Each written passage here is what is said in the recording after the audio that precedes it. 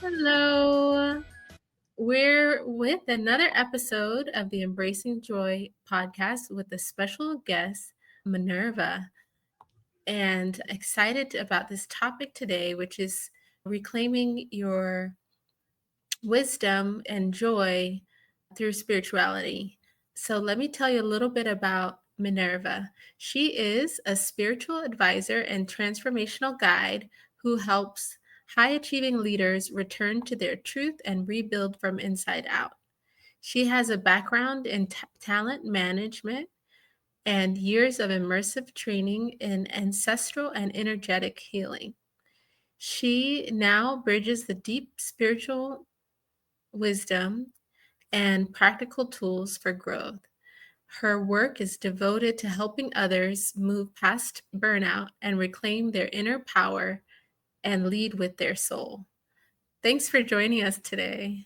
Thank you so much, Magda, for having me. It's an honor to be your guest. Mhm. So, we're talking today is about inner knowing and joy as a leadership tool. First, we usually start with a warm up game. So, it's called convergence. So, you'll say the first word that comes to your mind on the count of three, and I say the first word that comes to my mind on the count of three. And then we see if we can say the same word. So, for example, it's like I say tomato and you say tree, and the next thing we both say fruit together, or something Hmm. that connects the two somehow. So, you ready to play? Yes. Yes. Okay. All right. So, on the count of three, you say the first word that comes to your mind. Mhm. One, two, three. Love. Blue, love. Blue and love. Okay. Something that connects blue and love together on the count of three. Mhm. One, two, three. Ocean. Sky. What did you say? Sky. Sky. Oh, yeah. A sky and ocean. Okay. So, Ocean. Beautiful. yeah. Something that connects sky and ocean together. One, two, three. Nature. Bird. Birds. Oh, birds is a good one. Okay. Birds and Thank nature. you. Something that connects birds and nature. Okay. Okay. Ready? One, two, three. Sound. I say What did you trees. Trees. trees? Oh yeah. That's a great one. I said sound. So Wow, it's sound, beautiful too. yeah. Wow. Sound and trees. Something that connects sound and trees together. Hmm. Ready? One, two, three. Wind. Drum? Yeah, like a drum. I say Yeah, wind. wind, drum. Okay, so something that connects drum and wind together. Okay. One, two, three. Instrument. Oh, I was just about to say shaman. Shaman and instrument. Okay. We just keep going, or Yeah, you keep going, but like we can stop. We can stop after this last. This will be the last one. So a shaman and a drum. What connects the two? Hmm. One, one, two, three. Singing. There's a singing. Prayers and singing Oh, is the prayers. same. Yeah, Yeah. Like, right. I mean, that's similar. Yeah, because we pray when we sing. Wow. Yeah. Okay. So let's go into our questions. Let's talk about joy as a leadership tool. Hmm. How can leaders begin to shift their perspective from the traditional hustle driven leadership to one that's more rooted in joy and authenticity? Hmm. For me and my clients, when they come with this question, the first thing they ask them is to do a life audit and to see where the energy goes, how they spend their day, how they spend their week, what they delegate, what they actually want to do themselves, and see is that in alignment with my joy, with my genius. and then try to really either delegate or stop doing the things that don't bring them farther towards that feeling. Because I really believe that joy is the GPS, is the direction, right, where we know if we are in alignment, if we are expanding, if we are working with our gifts.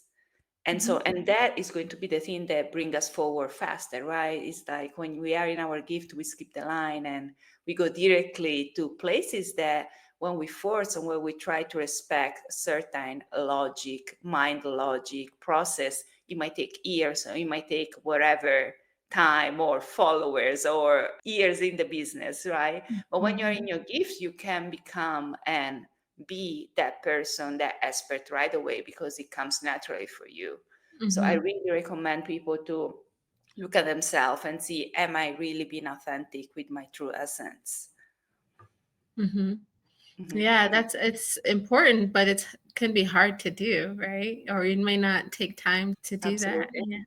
Yeah. And Yeah. also, I think because we don't think it's important and don't think, since it comes easy sometimes, right? Those things we think they are most discounted and they don't add value to what we do, or they're just the thing that we shouldn't get paid for. But it's actually what people actually will want to pay us the most because they come so naturally for us, but not for them.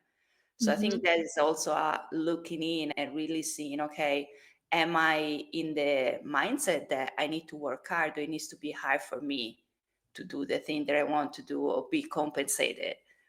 Mhm. Yeah. So with that being said, you there's a inner wisdom and like that they kind of have to find. How do you guide leaders to reconnect to their inner wisdom? And how does tapping into that deeper knowing transform the way they lead and also influence other people? Hmm.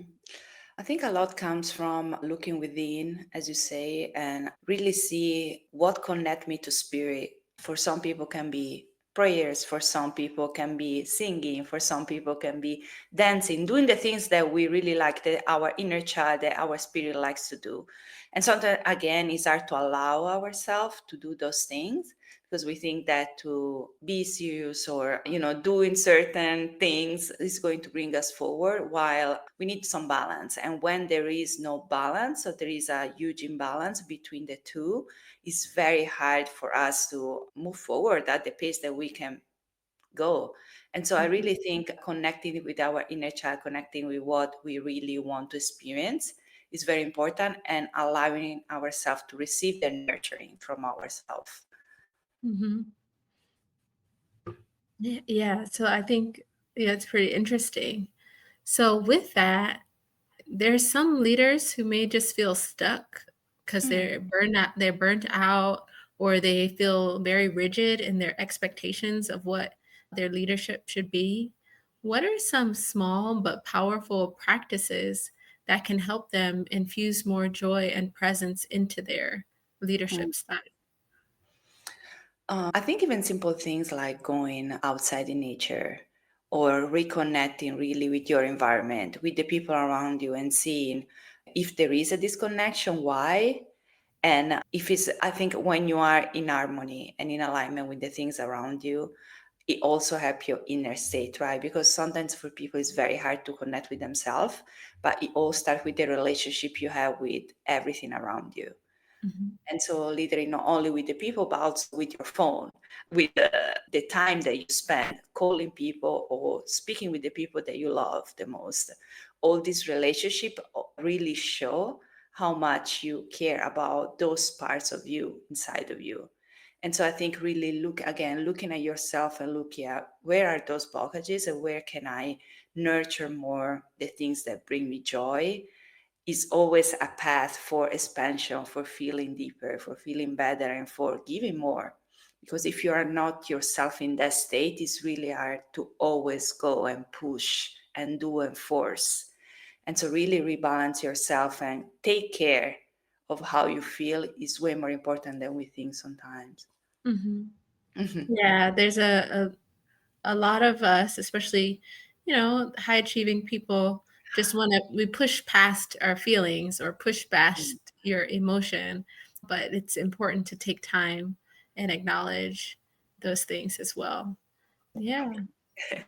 So, so who is a, let's do our wrap up questions. This was a great conversation.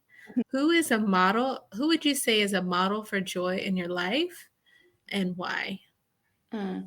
I always say it's my mother, and I know it's very cliche, but literally, I was blessed to have a mother that since I was little, she had a lot of wisdom, not coming from her studies because she come from poverty from Thailand, and so she didn't really go to school, but she had a very hard life that was able to transmute and transform and create wisdom out of that. And Mhm, so she was always able to show me that way of living. So, how all these challenges, all these things that didn't seem fair, especially when you're younger, I really will make you who you are right now and really help you see people from that perspective and help and support them in what they're going through. A lot of the things we go through are very similar to each other if we look at the emotions or the things that come out of that, even if the experience might be different.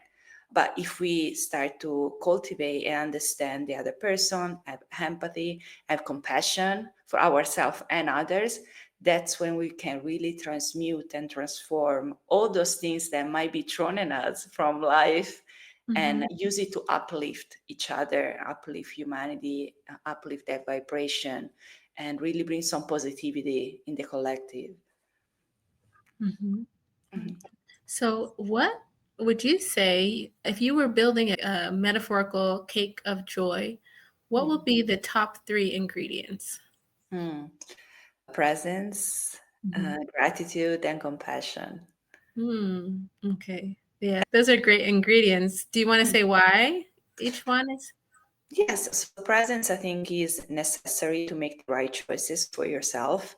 And Mhm, most of the time, we don't pay attention to what we choose, even daily, in our small decisions, the things that we choose to say, the things that we choose to do. And those compound, right? And they really dictate and create our life. And so presence, I think, is really necessary, especially nowadays that we are pulled from social media, from news, from other people's opinions, and we are always in between some kind of argument or some kind of debate. And so really standing our ground and making our own decision with presence is very important. And then for the gratitude part, I think that's where everything comes from, is where the abundance comes from, is where the expansion comes from. If you don't recognize what you have right now and you never think is enough, it will never be enough. And so it's very important to really understand that what we have is already everything we need and everything else is extra. And so go and find that expansion with joy instead of scarcity or need or wanting to do more. It's literally about understanding that we already have everything, but we want to experience different things too. And I think mhm, that really brings us in a place where we approach things without needing them, but without really curiosity and expansion.